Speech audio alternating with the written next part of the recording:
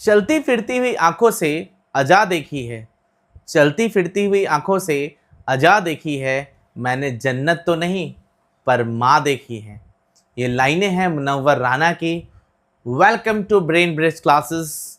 आज की क्लास में आप सभी का स्वागत है स्टूडेंट्स। और आज हम लोग करने वाले हैं चीर फाड़ ऑफ कमला दास द्वारा रचित poetry my mother eight 66। Students, here we will do line by line explanation of poetry My Mother at 66 and I'm pretty sure that इस क्लास के बाद आपका इस पोएट्री से रिलेटेड एक भी डाउट नहीं रहेगा स्टूडेंट्स। सो चलिए शुरू करते हैं आज की class. Okay, so before starting the class let's revise the theme of this poetry once again. एक बार फिर से इस पोएट्री का हम लोग थीम देखते हैं, क्योंकि लास्ट क्लास में मैंने आपको बताया था कि कमला दास किस तरीके से एक बोल्ड पोएट हैं और वो कैसी पोएट्री लिखती हैं और इस पोएट्री को लिखने के पीछे इनका क्या कॉन्सेप्ट रहा है स्टूडेंट्स। सो सबसे पहले हम लोग बात करेंगे थीम की, theme of the poetry. So let's start with the theme of the poetry. What is the theme of the poetry? Ageing. Students, ageing is the theme of the poetry. Aging, love, loneliness. Okay, this is the theme of the poetry. ये क्या है? Poetry का theme है। Ageing है, love है, loneliness है। Okay, Kamala Das is pretty much sure that ageing is a natural process.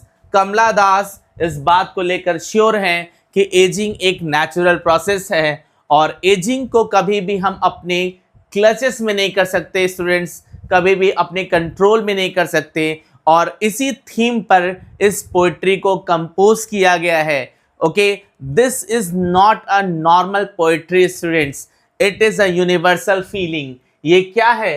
ये poetry एक पोएट्री नहीं है, ये एक यूनिवर्सल फीलिंग है स्टूडेंट्स। ये एक ऐसी फीलिंग है जिससे हर एक डॉटर सफ़र करती है। इस फीलिंग से हर एक डॉटर इस फीलिंग से पास ऑन होती है students. So without doing let's understand the poetry. तो पोएट्री की स्टार्टिंग लाइन देखते हैं students. Driving from my parents home to Cochin last Friday morning. So what is this? This is a car journey. इस poetry में एक car journey को show किया गया है। In this journey Kamala Das and her mother is sitting. Okay, तो car में students car है। कार कहाँ जा रही है? कार जा रही है एयरपोर्ट। कार कहाँ जा रही है? कार जा रही है एयरपोर्ट। ओके, और क्योंकि कमला दास अपने पेरेंट्स के घर पे हैं and she has to go back to her work, उन्हें अपने काम पर वापस जाना है, उन्हें अपने जॉब पर वापस जाना है। उनका जॉब प्लेस है Cochin and that's why she is going to airport. वो एयरपोर्ट जा रही हैं और फिर एयरपोर्ट से फ्लाइट लेके वो डायरेक्ट पहुंचेंगी कोचिन। तो इस जर्नी में स्टूडेंट कमला दास क्या फील करती हैं, that thing she has mention in this poetry. So driving from my parents' home to Cochin last Friday morning. This is not just a normal journey. ये कोई एक नॉर्मल जर्नी नहीं है, ये एक फिजिकल डिपार्चर है, एक फिजिकल सेपरेशन है from mother and daughter. Okay, mother और डॉटर का एक फिजिकल सेपरेशन है students. Okay, and when she is going, she is going to last Friday morning. कब जा रही है वो? लास्ट फ्राइडे मॉर्निंग को वो एयरपोर्ट जा रही हैं इन अ कार, और उस कार में बैठी हुई हैं उनकी एजेड मदर जो कि 66 ईयर्स की हैं। Okay, I saw my mother beside me. Okay, author बताती हैं कि उन्होंने अपनी मदर को नोटिस किया। What kind of focus is here? Students, ये एक कोई नॉर्मल फोकस नहीं है, ये है एक इमोशनल फोकस। ये है एक इमोशनल फोकस। कमला दास अपनी मदर को इमोशनली नोटिस करती हैं, जो कि उनकी कार में जस्ट बगल वाली सीट पर बैठी हुई हैं और शी इज स्लीपिंग। देखिए किस तरीके से वो बैठी हैं, doze, what do mean by doze, half sleeping. Seat पर बैठी हुई है कमला दास की mother and she is half sleeping. उनकी आंखें बंद हैं और वो सो रही हैं। Okay, open mouthed, her mouth is open.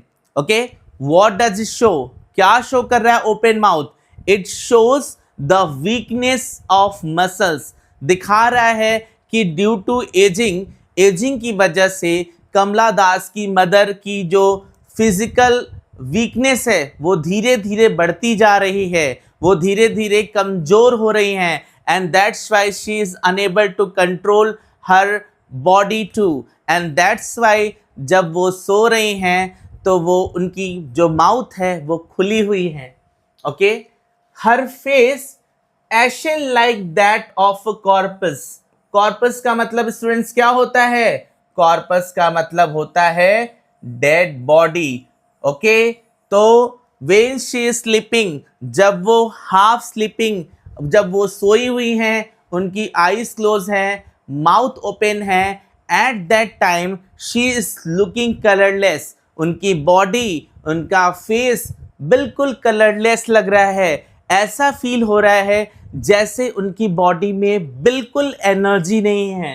Okay, और उनकी बॉडी कैसी लग रही है, बिल्कुल डेड बॉडी की तरह। उनकी बॉडी कैसी लग रही है स्टूडेंट्स, बिल्कुल डेड बॉडी की तरह लग रही है। Okay,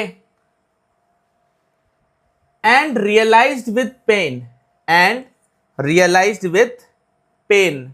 okay, what kind of pain, किस तरीके का पेन है, क्या ये एक्चुअल पेन है, is it a kind of body ache, no, that is a kind of emotional pain. किस तरह के पेन की बात हुई है यहाँ पर, यहाँ पर बात हुई है स्टूडेंट्स इमोशनल पेन की, because when she has seen that, जब इन्होंने देखा कि इनकी मदर बिल्कुल कमज़ोर हो चुकी हैं बिकॉज ऑफ एजिंग, उम्र की वजह से इनकी मदर कमज़ोर हो चुकी हैं, व्हेन शी इज स्लीपिंग, जब वो सो रही हैं, her mouth is open. Okay, seeing this she became emotionally sad, वो सैड हो जाती हैं, she is full of pain, उनका जो मन है वो दर्द से भर उठता है students. Okay, and that she was as old as she looked, then she comes to know that, तब उन्हें पता चलता है कि she is not looking old, she is actual old. सिर्फ वो ओल्ड दिख नहीं रही हैं, वो एक्चुअली में ओल्ड हैं।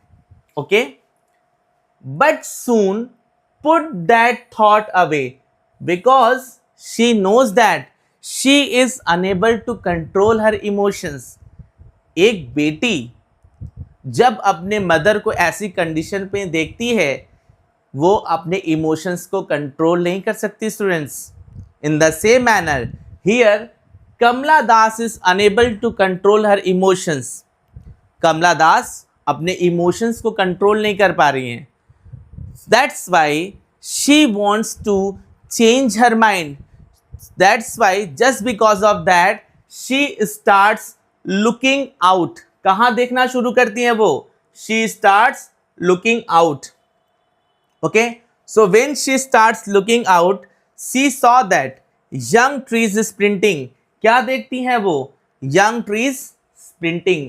तो जब वो बाहर देख रही हैं, खिड़की के शीशे, जो कार की खिड़की है, कार का विंडो है, उस विंडो के बाहर वो देख रही हैं। एंड व्हाट डिड शी सी, उन्होंने क्या नोटिस किया, she saw that young trees sprinting. Sprinting का मतलब क्या होता है, फास्ट रनिंग, तेज दौड़ना। तो जब वो खिड़की के बाहर देख रही हैं, शी सीज दैट कि जो यंग ट्रीज हैं वो दौड़ रहे हैं। Now here Kamala Das has use personification, Kamala Das ने पर्सोनिफिकेशन यूज किया है स्टूडेंट्स। ओके, और हम हर एक पोएटिक डिवाइसेस और हर एक फिगर ऑफ स्पीच का चीर फाड़ करेंगे अपनी अगली क्लास में, और वहां पर आपको इन सारे figure of speech and poetic devices का डिटेल्ड एक्सप्लेनेशन मिलेगा। Okay, let's carry on. Okay, so she starts looking out at young trees sprinting. जब वो खिड़की के बाहर देखती हैं, शी नोटिस दैट, वो नोटिस करती हैं कि बाहर जो है यंग ट्रीज हैं। ओके, तो यहां पर इन्होंने सिंबॉलिज्म यूज किया है स्टूडेंट्स। ओके, तो यहां पर इन्होंने कॉन्ट्रास्ट क्रिएट करने की कोशिश की है young trees and old mother में। Okay, the merry children spilling out of their homes. What do you mean by spilling? Spilling का क्या मतलब होता है? हैव यू एवर सीन, क्या आपने देखा है एक जग, जब हम इसमें से वाटर गिराते हैं, ओके, जब ये होता है because this jug is full of water, ये जग क्या है? वाटर से भरा पड़ा है। तो जब हम इसमें से because it is full, so water is overflowing from that, water क्या कर रहा है? इससे ओवरफ्लो कर रहा है। तो स्पीलिंग का मतलब होता है overflowing with joy. Okay, so the merry children spilling out of their homes. जो हैप्पी चिल्ड्रेन हैं, children are happy and happily they are coming outside from their home. Again, Kamala Das has tried to create a contrast with children and her old mother. Okay, but after the airport security check, meanwhile all this scenario, she reaches to the airport. तो इन सब चीज़ों के दौरान वो पहुंच जाती हैं airport. Now this is the place where final separation will take place. यही वो जगह है जहां पर फाइनल सेपरेशन होगा। Okay, so airport security check is done. Standing a few yards away I looked again at her. वापस से इन्होंने अपनी मदर को इमोशनली नोटिस किया।